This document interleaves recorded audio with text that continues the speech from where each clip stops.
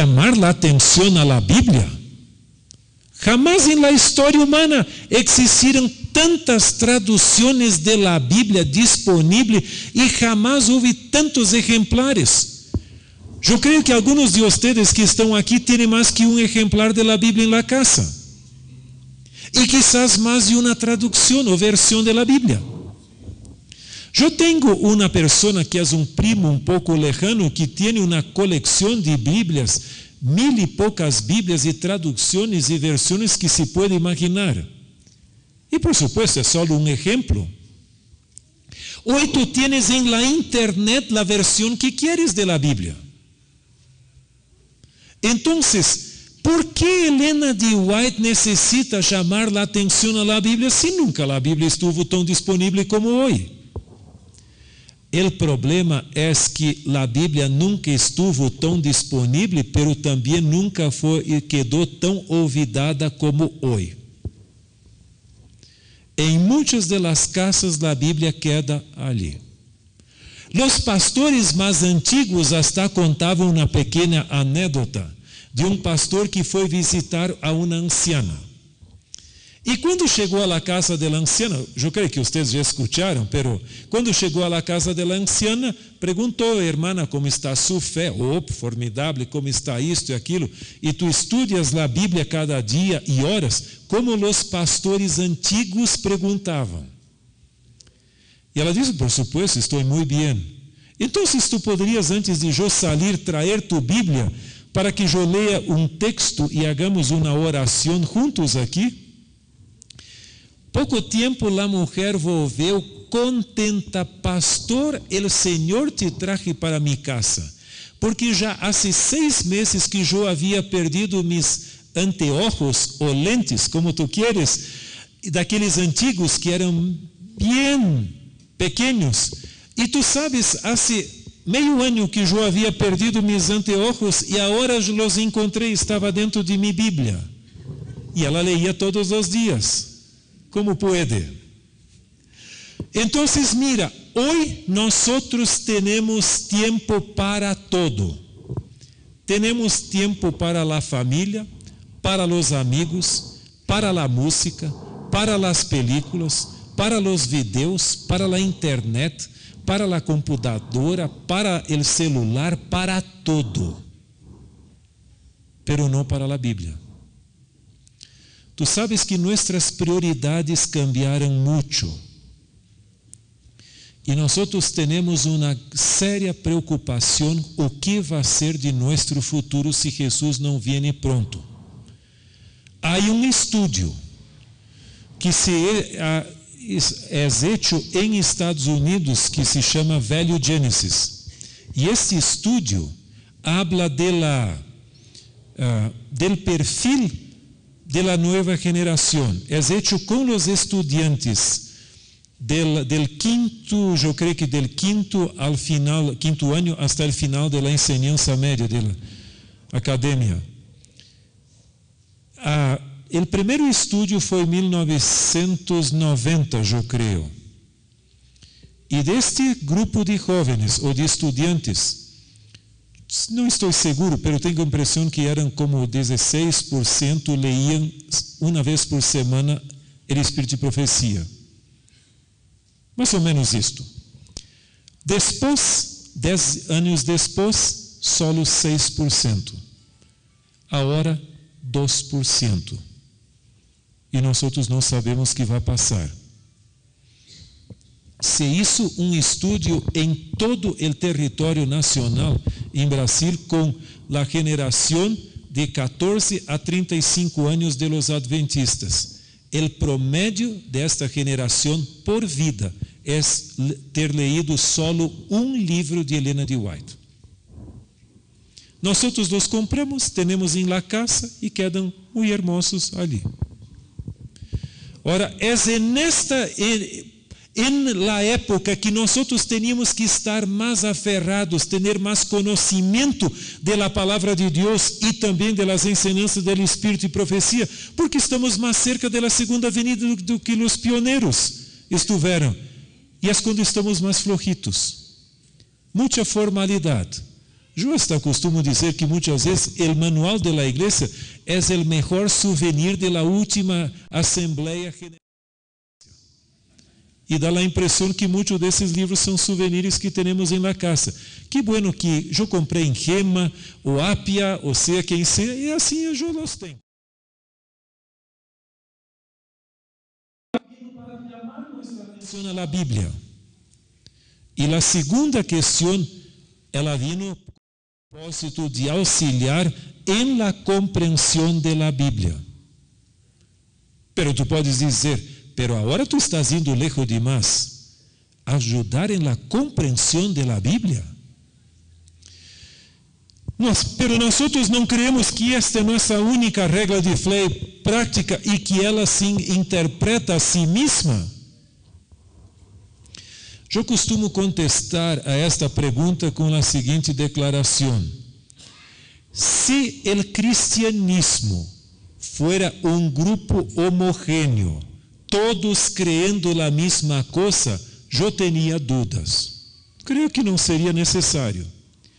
Pero como eu dije al início, o cristianismo é um largo mosaico de interpretações de la Bíblia.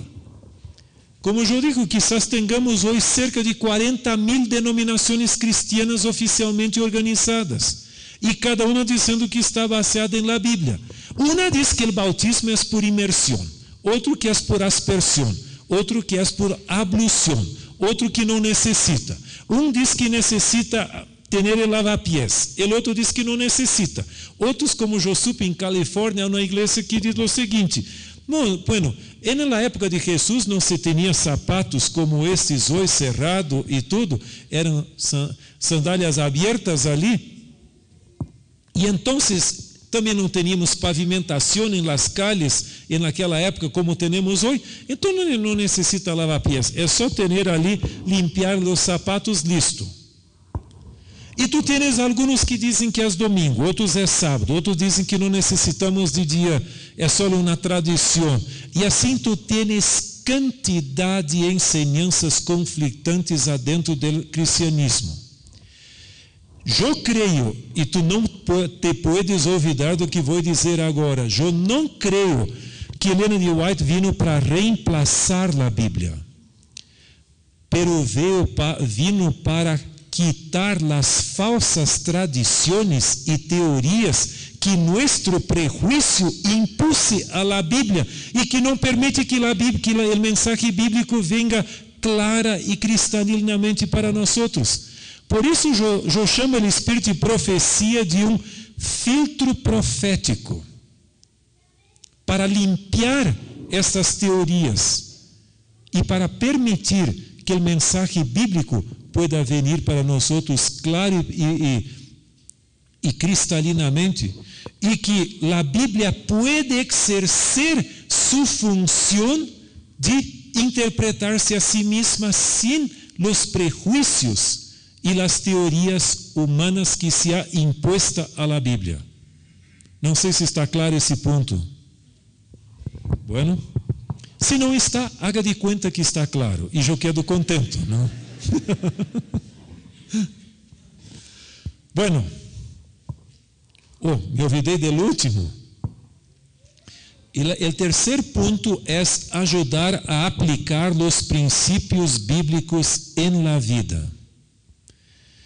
La maior debilidade do cristianismo em geral, e não estou ponendo nós outros como exceção, é que temos muito discurso, hablamos bem, pero la vida nem sempre é coerente com nossas palavras. Tu sabes que Mahatma Gandhi chegou a dizer que se encontrara cristianos que viviam o sermão del monte, ele quedaria como um cristiano também.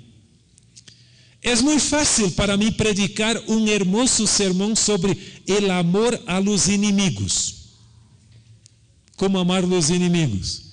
Pero quando eu salgo e encontro aquela pessoa que não me gusta muito, todo meu sermão vai abaixo, viene abaixo. E então, o mundo está em la realidade. El mundo y el cristianismo necesitan encontrar en los cristianos y en los adventistas del séptimo día la misma coherencia de vida que había en Jesús, que no solo predicaba la verdad, pero era la verdad. Y ese es nuestro punto más débil. Y yo creo que Elena de White vino con esta función de nos ayudar a poner en práctica las enseñanzas bíblicas en la vida diaria, para que las personas no piensen que nosotros tenemos una doble vida. Una es la visión oficial, pública, y a otra es la la particular personal. Tú sabes que hay un poema que yo no me acuerdo exactamente como diz lo seguinte: si la cara demonstrara o que en el corazón va, ¿cuántas personas que hoy envidia nos causan, dor nos causarían? Quedaríamos preocupados con la persona, porque nós sabemos muitas vezes que nossa vida personal, nossa mente e nosso coração não é o que deveria ser. Eu uma vez em um sermão hasta mencionei, que seria de nós se nossos pensamentos quedaram audíveis? Se todos escucharan a la vuelta o que está em nossa mente. Seria terrível quizás, pero Deus nos respeita e nos mantém assim, pero isto não tendria que ser uma excusa para quedar com uma doble vida. Agora, vamos rapidamente para 4 analogias. Eu vou gastar um pouco mais de tempo nesta apresentação e um pouco menos em la outra, então não quedem-se tão preocupados com o tempo.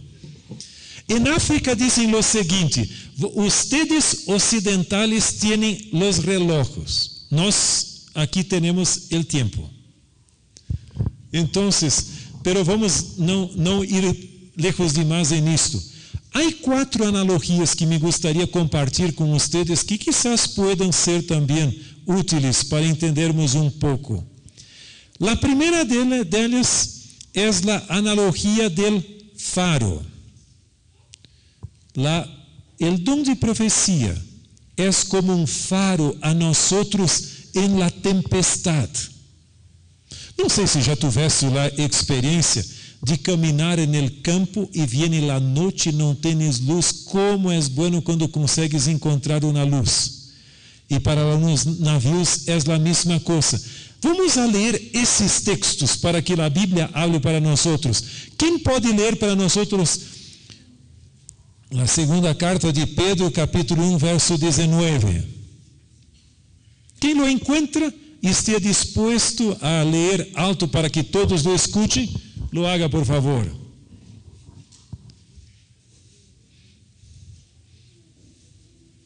También tenemos la palabra profética que es aún más firme. Hacéis bien en estar atentos a ella, como a una antorcha que alumbra en lugar oscuro, hasta que el día y el lucero de la mañana se levante en vuestros corazones. El texto não habla del faro, pero habla de uma luz. E eu creio que a analogia é clara. A voz profética, nós estamos em la oscuridade do mundo. E agora Deus nos dá esta luz que nos... E qual é o outro texto? Alguém para falar esse texto de memória?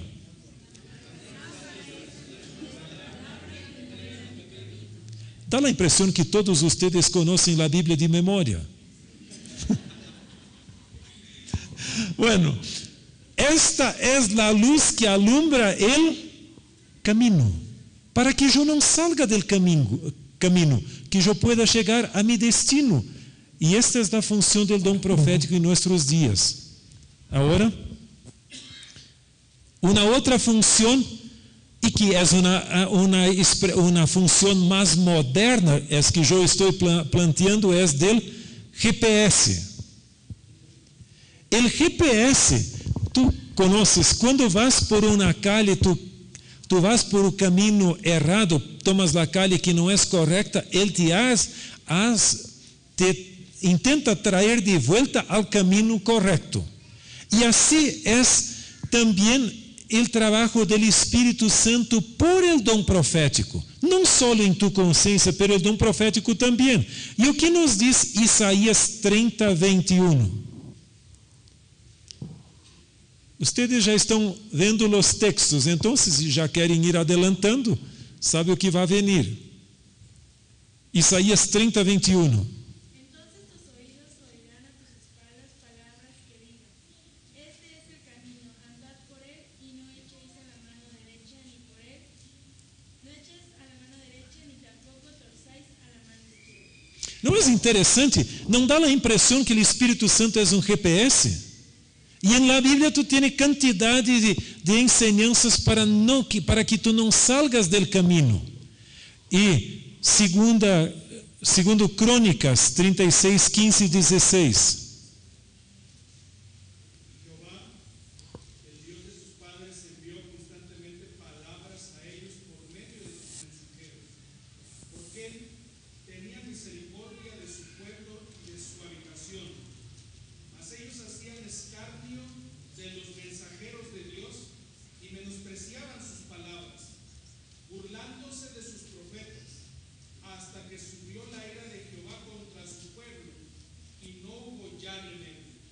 Percebes que aqui o primeiro texto habla da atuação do Espírito Santo e esta habla de los profetas como haciendo a mesma coisa, porque o Senhor amava.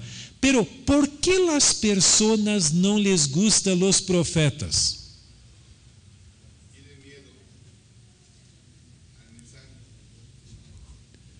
E algo mais. Se tu fores ler Mateus capítulo 23, não vamos ler, pero tu conoces o discurso terrível de Jesus em contra os fariseus e o povo.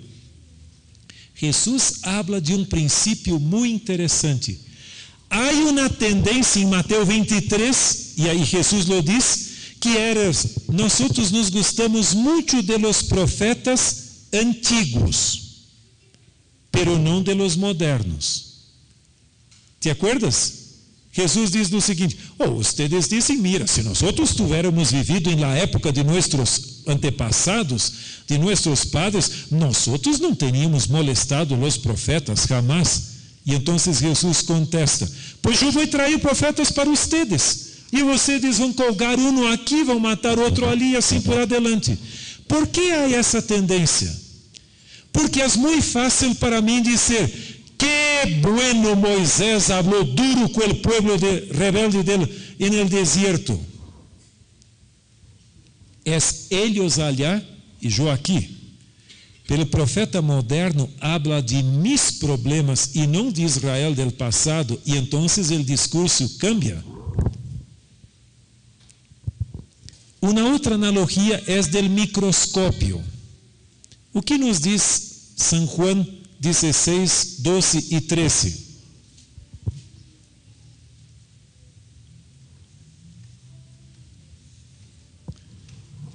Alguém que queira ler?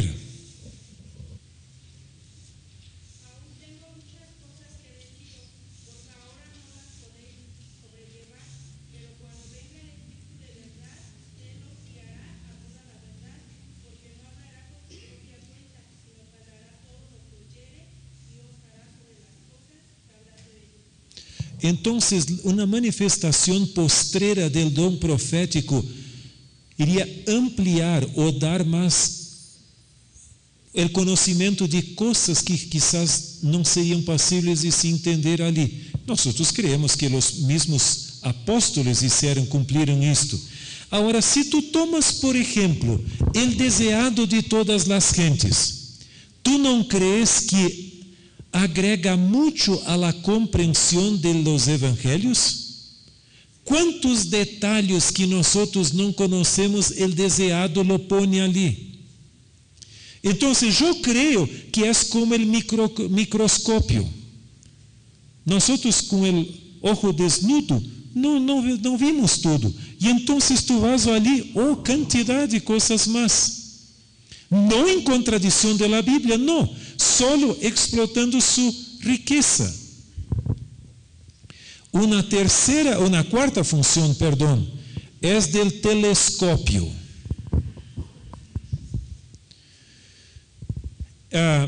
Esta analogía, que es muy antigua, quizás la más antigua dentro de nuestra iglesia, fue una mujer que la planteó en el siglo XIX hasta. El telescopio no pone estrellas en el cielo, pero nos ayuda a ver estrellas que existen, pero con nuestro ojo desnudo, como ya dijo una vez, no podemos ver. E o que nos diz Apocalipse 12:17? Ustedes que conhecem a Bíblia de memória. O que diz ali?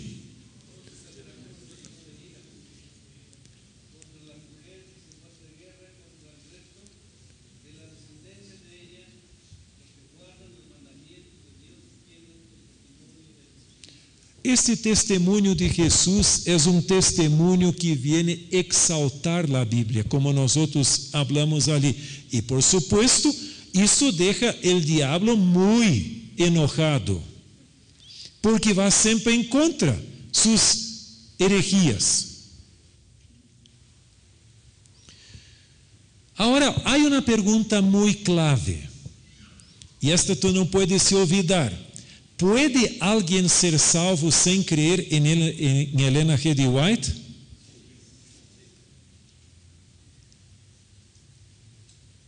Sí. Lutero va a estar en el cielo y no escuchó hablar de Ellen G. White. La misma Ellen G. White, por lo menos en 5 lugares distintos de sus escritos, dice que, comentando el texto de Romanos 2:14, ela diz que no cielo vão estar pessoas que nunca ouviram escuchar de Jesus. Se tu tens dúvida, 2 vezes em El Deseado de Todas as Gentes, ela habla sobre isso, e no capítulo em Profetas e Reis, que onde diz esperança para os gentiles, ela habla também que entre os gentiles há pessoas a quem o evangelho não chegou, pero que servem a Deus, o melhor que conhecem. E não vão ter um chasco, pero Deus le envia los ángeles que los ministram e vão estar no cielo. Mira, se há pessoas que não escucharam falar o nome de Jesus vão estar no cielo, quanto mais Ellen G. White. O ponto não é aceitar Ellen G. White ou não. A pergunta correta seria: ¿puedo eu rechazar mensajero del Senhor em minha vida e todavia estar em uma situação de salvação?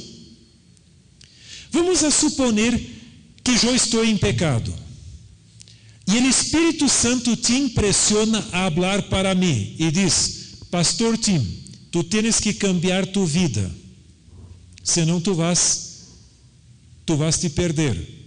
E eu digo: não estou interessado em tua opinião, vuelve por el mesmo caminho que veniste, eu não quero cambiar. Se foi o Espírito Santo que te impressionou a falar para mim e eu te rechazo, em última instância, a quem eu estou rechazando? Por supuesto, a ti também, pero principalmente o Espírito Santo que te levou a falar comigo. Mira, se isto é válido para o predicador el dia sábado por la mañana e para ti como persona, e o texto que temos aqui é formidável. Quem quer ler? Lucas 10:16. Aqui tu tens a resposta para a pergunta. El que a vosotros oye, a mí oye, y el que a vosotros desecha, a mí me desecha, y el que me desecha a mí, desecha a mí. Percebes?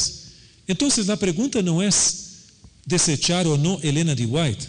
A pergunta é: foi ela uma profetisa verdadeira?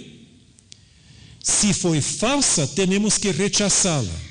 Se é verdadeira, eu estou em peligro porque é uma instrução de Deus para mim. Então, o ponto clave é o seguinte: quem não la escuchou, não la conoce, não é responsável. Pero tu e eu tivemos a oportunidade de conhecer as revelações que ela traje a nós outros. E se eu conscientemente la rechazo, eu creio que estou em peligro. assim como estivera se eu rechazara a tu conselho para minha vida, se o Espírito Santo te impressionou. Vamos a imaginar a uma pareja de novios. Esta é uma foto que eu usei de Tailândia, porque tive uma apresentação allá, então teria que ser mexicanos, pero não tive tempo de reemplazar los de Tailândia por ustedes, pero perdão por esse linguagem estrangeiro. Pero vamos a suponer uma pareja de jóvenes que se ama muito. E um dia, o varão é enviado para um lugar muito lejano, a uma selva, onde não há teléfono, tampouco internet, nada de comunicação. Solo o correio vem uma vez por semana. E quando chega lá o varão, ele habla para seus amigos e companheiros nessa exploração e diz: eu tenho uma novia que é a mais hermosa do mundo, é uma perfeição em persona, todas as qualidades estão em ela. E todos quedam impressionados. Pero quando vem o correio com a primeira carta de la novia para ele, simplesmente põe ali em uma caixa e ali la deja. Nem aún abre o sobre. Na outra semana vêm 2 cartas, também las põe ali. E depois, a outra vez, vem mais uma. E não abre nenhum de los sobres, tampouco lê as cartas. Todavia diz que ama muito a sua novia. Tu crees que se pode tomar em sério o que está dizendo? Tu sabes que Deus nos enviou muitas cartas de amor em la Bíblia e em los escritos de Helena de White. E hablamos nós estamos acostumbrados a dizer que amamos muito a Deus, pero não leemos as cartas que Ele nos envia. Eu creio que esta tendría que ser um cambio em nossa vida, em tu vida e em minha vida, e quizás ajudar nossos hermanos também em las iglesias a valorar mais este legado profético que o Senhor nos ha dado para nossa bendição personal. E a promessa que diz, 2 Crônicas 20:20, pastor, tu já leste uma vez, uma segunda vez não é pecado. Que diz ali? Creed en Jehová vuestro Dios y estaréis seguros. Creed a sus profetas y seréis prosperados. Se tu pegas el globo, ou seja, el mapa del mundo, tu vas ver uma realidade. Em las regiones del mundo, onde la fé e a aceitação do Espírito de profecia é mais forte, ou seja, o compromisso com o Espírito de profecia é mais forte, a igreja é mais sólida e tem prosperado mais. Em los lugares e regiões del mundo, onde o Espírito de profecia é deixado de lado, ou muitas vezes queda simplesmente como recuerdo do passado, a igreja é débil. Então, este texto tem cumprimento profético adentro de nossa igreja mesma. Crede em Jeová vuestro Deus e estareis seguros. Los vientos de las falsas enseñanças não te vão a llevar. Crede em seus profetas e tu vida espiritual vá a prosperar. Que Deus lhes bendiga e que esse seja o nosso compromisso personal nesta noite e todos os dias de nossa vida, por supuesto. Amém.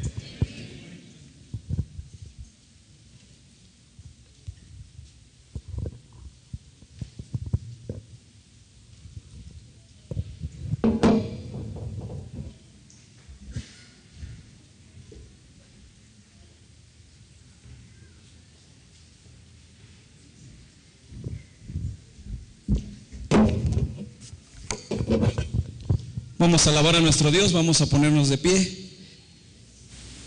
Himno 487. Cristo eres justo Rey.